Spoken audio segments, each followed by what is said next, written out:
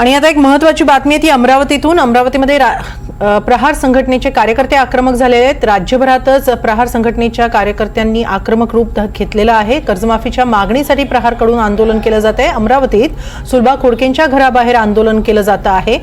तसंच थोड्याच वेळात कोकाटेंच्या घराबाहेर देखील बच्चूकडून आंदोलन करणार आहे। दरम्यान अमरावतीत सुलभा खोडके यांच्या घराबाहेर मोठा पोलीस बंदोबस्त देखील तैनात करण्यात आलेला आहे। तिथंच प्रहारचे कार्यकर्ते मोठ्या संख्येने जमलेले आहेत। कर्जमाफीच्या मागणीसाठी प्रहारचं हे आंदोलन होत आहे।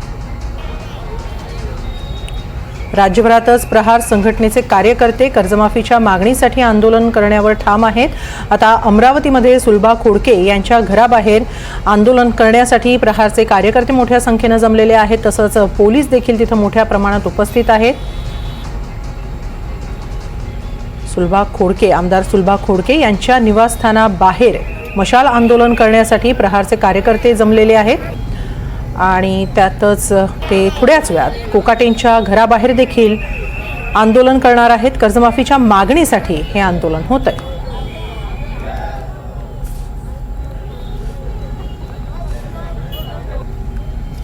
शेतकऱ्यांची संपूर्ण कर्जमाफी व्हावी या मागणीसाठी प्रहारच्या पदाधिकाऱ्यांचं हे आंदोलन होतंय। सुलभा खोडके यांच्या निवासस्थानाबाहेर आंदोलनासाठी प्रहारचे कार्यकर्ते जमलेले आहेत। मात्र तिथं पोलिसांचा मोठा फौजफाटा देखील तैनात आहे। आपण याबाबत अधिक माहिती घेऊया आमचे प्रतिनिधी शुभम बायस्कर यांच्याकडून।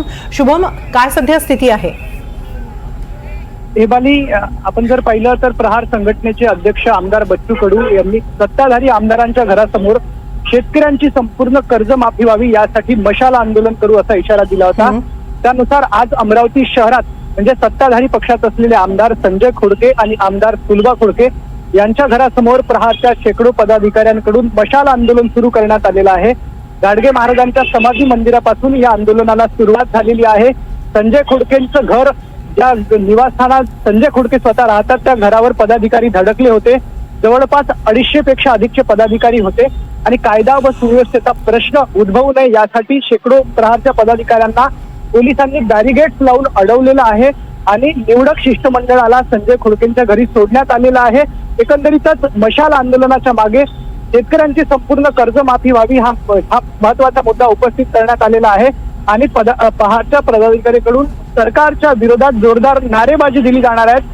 प्रहारचे पदाधिकारी संजय खोडके यांच्या निवासस्थानानंतर अमरावती शहरामध्ये राहणारे सत्ताधारी आमदार असतील, राजेश वानखडे असतील, आमदार रवी राणा असतील किंवा इतर भाजपचे आमदार असतील त्यांच्या घरावर देखील हे आंदोलन होणार आहे। धन्यवाद शुभम, आपण दिलेल्या या सविस्तर माहितीसाठी।